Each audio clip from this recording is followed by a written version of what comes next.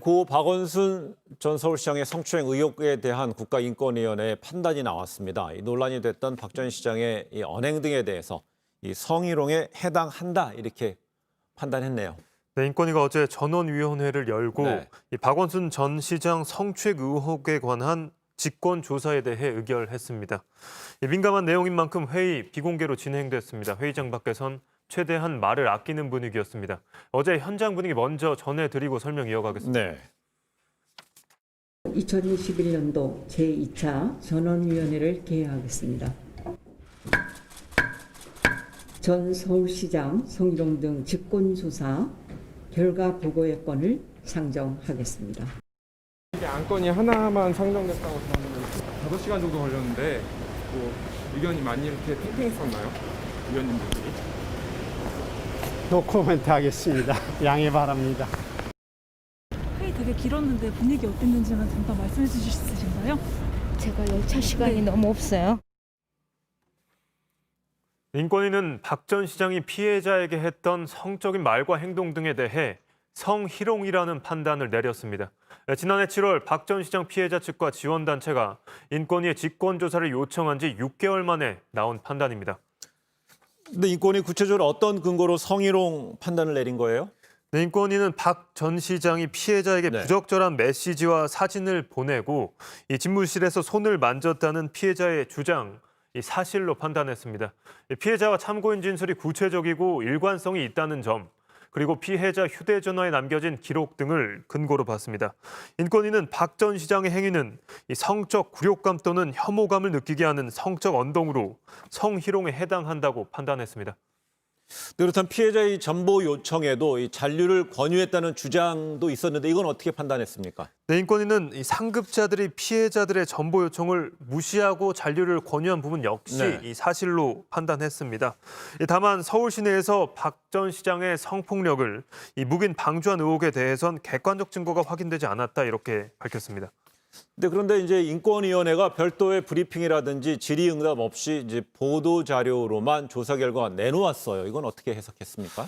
일단 인권위 차원에서 굉장히 조심스러운 네. 태도를 보였던 것 같고요. 인권위원들도 기자들한테 따로 뭐 질의응답을 받지 않았다고 하는데 2018년 문화예술계 성희롱 성폭력 사건이 벌어졌을 때 그때 인권위가 조사한 바가 있거든요. 그때는 사무총장이 직접 나서서 발표를 한 바가 있는데 네. 이번에는 왜 그러면 그렇게 발표하지 않았느냐. 그 사생활 침해와 관련된 부분을 제일 우려했던 것 같습니다. 왜냐하면 뭐 이제 우리 소송 절차로 말하면 피고일 것이고 지금 인권위 조사로 말하면 피조사자가 될 텐데요. 그러니까 피조사자가 지금 부재한 상황에서 피조사자와 관련돼 있는 내용을 공개하기가 좀 쉽지 않았다. 방어권이 할 수 없으니까요. 예, 그렇죠. 그런 부분에 대한 것들을 고려하지 않았나 싶은데요. 근데 여성단체나 피해자 쪽에서는 굉장히 불편하게 반응하고 있습니다. 네. 왜냐하면 그러니까 피해자 측 주장으로 본다면 좀 더 적극적으로 인권위원회가 이번 판단을 개입할 필요가 있지 않았겠느냐. 그러니까 피해자의 주장이 일관성이 있을 때 그 피해자의 주장을 적극적으로 받아들이고 이번 사안 같은 경우에는 사회적 갈등이 굉장히 일어났던 사안이기 때문에 사실상 마지막으로 국가인권위원회 조사 결과에 기대를 했는데 네. 인권위원회가 좀 더 상세하게 조사한 내용을 공개했어야 되는 거 아니냐 이런 불만의 목소리도 함께 나옵니다. 우리는 그동안에 그 박원순 전 서울시장의 성추행 의혹 사건이라고 이제 성추행 의혹 사건이라고 그랬는데 이번에 국가인권위원회에서는 성희롱으로 판단된다고 그랬습니다. 성추행과 성희롱 좀 뭐 달리 인식되는 부분도 있지 않나요? 개념을 사실 혼재해서 우리가 사용하고 있는 건 맞는데요. 일반적인 법률적 해석으로 또 대법원 판례나 이런 것들로 볼 때 성추행이라고 하면 폭력이나 협박이 수반되는 경우에 성추행이라고 표현하고 성희롱의 경우에는 직장 내 성희롱, 그러니까 성적 언동이나 이런 부분만 생각하시는데요.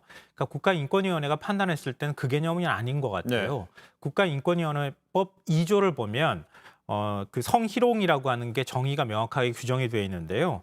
공공기관에서 종사자나 사용자 또는 근로자가 직위를 이용해서 업무와 관련해서 성적 언동 등을 하는 경우에 성희롱으로 판단한다. 이렇게 정의가 되어 있습니다. 예. 그러니까 국가인권위원회에서는 성추행도 성희롱에 포함되는 성희롱 개념이다. 안에 들어가 있는 거예요. 그러니까 성희롱은 좀 더 넓은 개념으로 국가인권회에서 이해하고 있고 법률상으로도 그렇게 규정하고 있다고 봐야겠습니다. 김민건 기자, 그러면 피해자 측에서는요 인권위 결과에 대해서 어떤 입장을 내놨습니까? 네, 피해자 측은 이 책임져야 할 사람들이 책임질 시간이 됐다 이렇게 입장 내놨습니다. 네, 그러면서 박 전 시장의 성추행 의혹 사건을 축소 은폐하려고 했던 모든 행위자를 엄단해야 한다 이렇게도 덧붙였습니다. 예. 이번에 인권위에서는요, 이 피해자의 관련해서 성추행 방조라든지 이 피소 사실 유출 의혹에 대해서는 뭐 사실관계를 밝혀내지 못했는데 특히 이 박 전 시장을 보좌했던 이 전 비서실장 측에서는 이번 인권위의 판단에 대해서 좀 유감스럽다 이런 입장을 냈습니다. 그러니까 지금 인권위에서는 그러니까 박 시장과 관련해서 네. 성희롱이 있었다. 그 빈도와 강도와 그런 것과는 무관하게 성적 언동이 있었다는 사실 자체만으로도 권력관계에 놓여 있었기 때문에 네. 그건 성희롱으로 판단해야 된다 이렇게 보는 것인데요. 그러니까 전 비서 측 그러니까 비서실장이라든가 그 비서실에 근무했던 정무직 공무원들의 경우에는 박 시장이 성추행이나 성희롱을 하지 않았다고 지금도 생각하고 있는 것으로 보여요. 네. 왜냐하면 그쪽에서 바라볼 때는 지금 피해자가 받았다고 하는 뭐 사진이라든가 문자 이런 내용에 대한 이해가 지금 다른 거 아닌가 싶은데요. 왜냐하면 박 시장이 예를 들면 속옷을 입고 있는 사진을 찍어서 보냈다고 하는 게 특정하게 그 피해자한테만 보냈다고 하기보다는 그런 비서 쪽에서 바라볼 때에는 나 지금 개인적으로 이런 일 하고 있어라고 하면서 러닝을 입고 있는 사진을 찍었다거나 이런 부분들을 보낸 것이다. 근데 그거를 과연 성추행이나 희롱의 의도로 봐야 할 것이냐 이런 부분에 대해서 동의를 못 하고 있는 것 같아요. 근데 문제는 인권위에서 밝혔던 것처럼 지금 피해자가 그걸 불쾌감이나 성적 굴욕감으로 한 장을 받았다 하더라도 네. 받아들이고 있다. 그리고 박 시장은 시장이라고 하는 직위에 있었고 한 사람은 비서실 직원이었다. 그런 권력 관계에 있어서 그런 사진을 받았을 때 굴욕감을 느낄 수 있다. 이렇게 인권위에서 판단한 것이거든요. 예. 그러니까 전직 비서들이 받아들이고 있는 생각과 인권위에서 판단하는 부분이 달랐다 하더라도 결국 인권위 판단이 맞았다. 이렇게 보는 게 맞지 않을까 싶습니다. 앞서 이제 인권위에서는요, 이 성추행 서울시 관계자 등에 대해서 성추행 방조에 대해서 사실관계를 파악하지 못했다고 했습니다만은 그러면서도 인권위는 서울시의 이 피해자를 적극적으로 보호하고 2차 피해에 대한 대책 마련 동시에 비서실 업무에 대해서 좀 관행을 개선하라 이렇게 좀 강하게 요구했는데 서울시 입장은 좀 나왔습니까? 아직까지 공식적으로 서울시가 입장 내놓은 부분은 없습니다. 네. 다만 송다영 서울시 여성가족정책실장은 이 인권위 직권조사 결과에 대해 많은 부분에 동의가 된다면서 이 권고사항을 엄중하게 받아들여서 잘 진행하겠다 이렇게 밝혔습니다. 네.